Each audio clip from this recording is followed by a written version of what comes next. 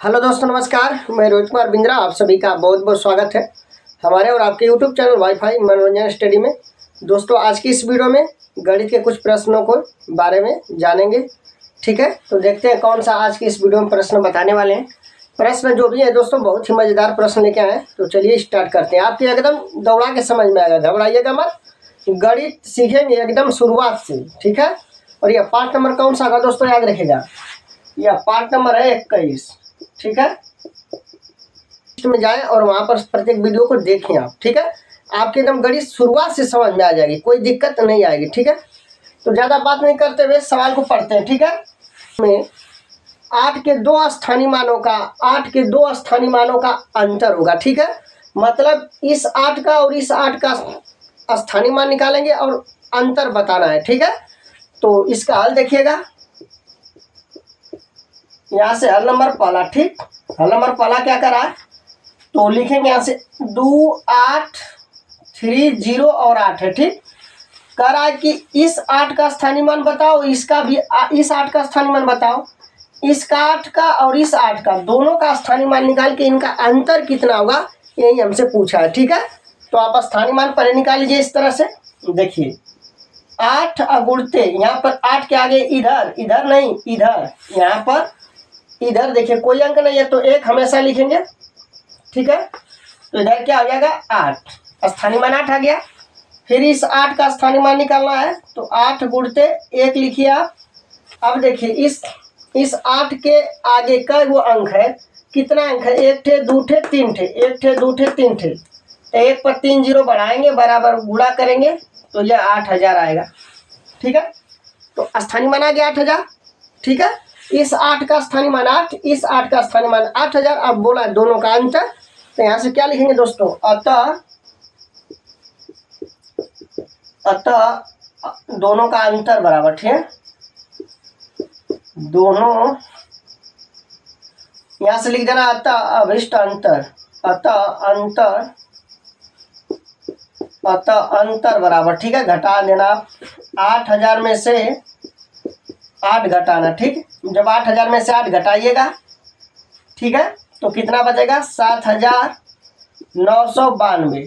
ठीक है, घटा लीजिए, यहाँ पर 8000 में से 8 घटाना है, ये रफ कार्य हो रहा। ठीक है, तो ये यहाँ पर हासिल मांगेगा तो यहाँ पर 10 होगा, 10 में से 8 2, यहाँ पर तो 9 बचेगा, यहाँ भी 9 बचेगा, यहाँ पर का 7, 7992 आएगा, मतलब 7992। ठीक है, यह क्या हुआ, करेक्ट आंसर हुआ। ऑप्शन नंबर कौन सा सही है, option number 1 correct answer, option number 1 correct answer है। ठीक है, तो उम्मीद है कि प्रश्न आपके समझ में आया होगा, नोट कर सकते हैं आप। ठीक है, बीच कुल भाज्य संख्या कितना है, option number 1 16, option number B 14, option number C 18, option number D 19। कौन सा ऑप्शन सही है हम आपको बताते हैं। हमें बोला यहाँ से क्या, 30 और 50 के बीच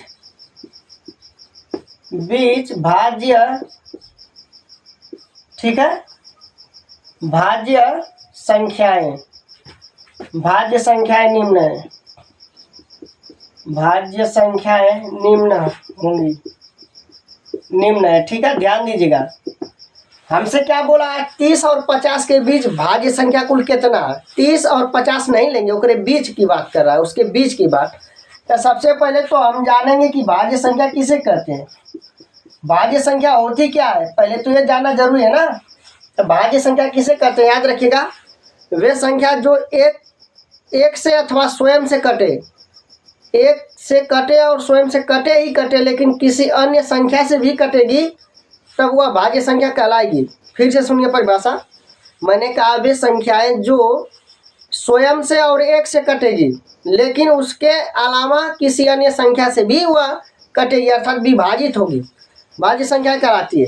जैसे मैं यहाँ पर कह दूँ क्या, 14, तो 14 अगर मैं उदाहरण ले लूँ तो 14 को कैंसिल करेगा, एक भी कैंसिल करेगा, मतलब 14 से विभाजित होगा, एक से भी विभाजित होगा, और 14 को एक अन्य संख्या 7 है, 7 से भी क्या होगा, विभाजित होगा। यही क्या है, तो इसलिए क्या है, भाज्य संख्या है।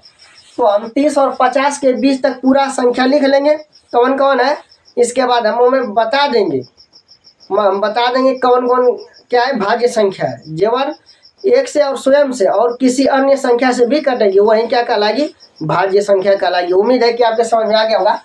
तो पहले यहाँ से आप लिख लीजिए, 30 से 50 के बीच बोला है ना, तो पहले लिखिए 30, 31, 32, 33, 34, 35, 36, 37, 38, 39, 40, 41, 42, 43, 44, 45, 46, 47, 48, 49 तथा 50। ठीक है, तो इसको तो लेना ही नहीं है मेरे भाई, इसको तो लेना ही नहीं है, इसको क्या करना है, लेना ही नहीं है। ठीक है, इसको लेना ही नहीं है। मतलब 30 और 50 के बीच में भाज्य संख्या बता दीजिए कितना होगा, कौन सा ऑप्शन से होगा, सुनिए ध्यान से। 31 तो भाई 31 से ही कटेगा और 1 से कटेगा, तो ये तो भाज्य संख्या ना है, क्या हटा दो, 32 है, ये है, ट्रिक मार लेते हैं। 33 ये भी है, 34 ये भी है, 35 ये भी है। क्यों, क्योंकि ये तो स्वयं से विभाजित होगा ही होगा और 1 से भी विभाजित होगा, लेकिन एक अन्य संख्या है जो इनको विभाजित कर देगी। जैसे 35 को 5 भी विभाजित करेगा, 7 भी विभाजित करेगा, तो इसलिए क्या भाज्य संख्या है। 36 ये भी है, 37 ये नहीं है, 38 ये भी है, 39 ये भी है, 40 ये भी है, 41 नहीं है, 42 ये भी है, 43 ये भी नहीं है, 44 है, 45 है, 46 है, 47 ये भी नहीं है, 48 है, 49 भी है। ठीक, आप देख सकते हैं 30 और 50 के ना लेना, ना 30-50 के नहीं लेना, उनके बीच का बात हो रहा है। ठीक है, तो यहाँ पर मैंने लिखा है और जो जो ट्रिक सही का है वही भाज्य संख्या होगी। तो गिनिए, 1 ठे, 2 ठे, 3, 4, 5, 6, 7, 8, 9, 10, 11, 12, 13, 14। मतलब क्या है, कुल संख्या कितनी होगी, कुल भाज्य संख्या है बराबर कुल भाज्य संख्याएं बराबर कितना आ गया दोस्तों, 14। मतलब करेक्ट आंसर क्या होगा, 14। कौन सा ऑप्शन सही होगा, option number B correct answer होगा, 14। ठीक है, इसे आप अच्छे से नोट कर लीजिएगा। पूरा कितना संख्या 30 और 50 के बीच में कुल कई गो भाज्य संख्या, 14 भाज्य संख्या। ठीक है, तो आप इसे अच्छे से नोट कर लीजिए, कोई दिक्कत नहीं आएगी। ठीक, इसके बाद हम आपको बताते हैं प्रश्न नंबर तीसरा। ठीक है, देखिएगा प्रश्न नंबर तीसरा हेडिंग हमने लगा दिया। ठीक, प्रश्न क्या अगर आप सबसे पहले पढ़ते हैं। ठीक है, कह रहा है कि वह छोटी से छोटी संख्या, याद रखिए वह छोटी से छोटी संख्या कौन सी है जिसे किसी सम संख्या में जोड़ने या घटाने पर प्राप्त संख्या विषम होगी। ध्यान से, सवाल मजेदार है, फिर से पढ़ते हैं।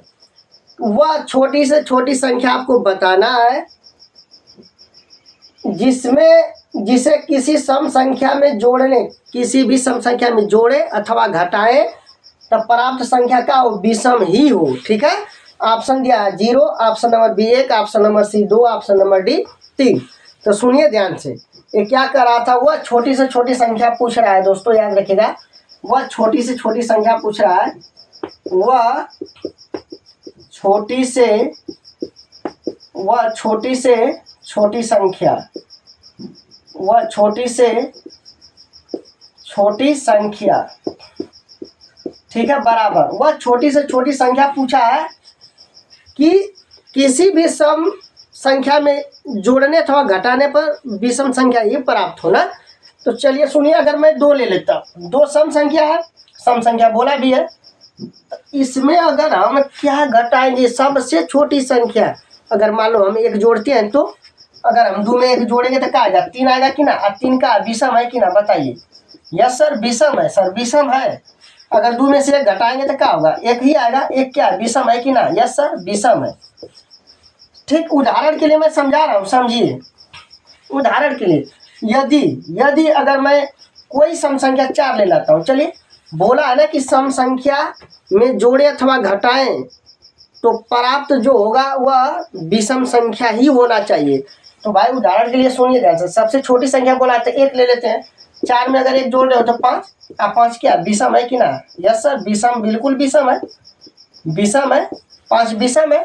यदि आप 4 में से 1 घटाओगे, यही कर रहा है ना, मैं थोड़ा कर रहा हूँ भाई, मैं तो नहीं कर रहा हूँ, ये तो सवाल कर रहा है ना। सवाल करा कि वह छोटी से छोटी संख्या बताओ जिसमें जिसे किसी सम संख्या में जोड़े अथवा घटाए। तो एक बार जोड़ लिया, एक बार घटा दिया। तो भाई 4 में 1 जोड़ा था 5, जो कि विषम बता रहा है। तो 4 में से 1 घटाएंगे तो 3, जो कि क्या, ये भी विषम है, ये भी क्या है, विषम है। तो मतलब हम समझ जाएंगे कि वह सबसे छोटी से छोटी संख्या क्या है, 1 है, 1 ही है ना, जिसमें जिसको यदि आप किसी भी संख्या में 1 जोड़ते अथवा घटाते तो प्राप्त जो संख्या होगी वह विषम ही होगी। तो वह छोटी से छोटी संख्या क्या होगी, 1 होगी। यही राइट आंसर होगा। ठीक है, नोट कर लीजिए। ये तो सारा मैंने उदाहरण बताया, इससे कोई मैटर नहीं रखता। इसका आंसर 1 आएगा। ऑप्शन नंबर कौन सा सही होगा? Option number B correct answer होगा। ठीक है, तो नोट कर लीजिए दोस्तों। उम्मीद है कि यह प्रश्न आपके जरूर समझ में आया होगा। तो दोस्तों यदि आप आज का यह वीडियो आपके मज़ा आया होगा, अच्छा लगा होगा, तो लाइक शेयर और सब्सक्राइब जरूर कर दीजिएगा। इसी तरह का एकदम बढ़िया क्वेश्चन लेके आएंगे, मज़ेदार क्वेश्चन लेके आएंगे, ताकि आपको गणित सीखे शुरुआत से एकदम मज़ा आ जाएगा। प्ले लिस्ट बनाया हूँ गणित सीखे शुरुआत से, तो एकदम बढ़िया से समझ में आपके आ जाएगा। ठीक है, तो दोस्तों आज की इस वीडियो में बस इतना ही। फिर मिलते हैं अगले वीडियो में। जय हिंद, जय भारत।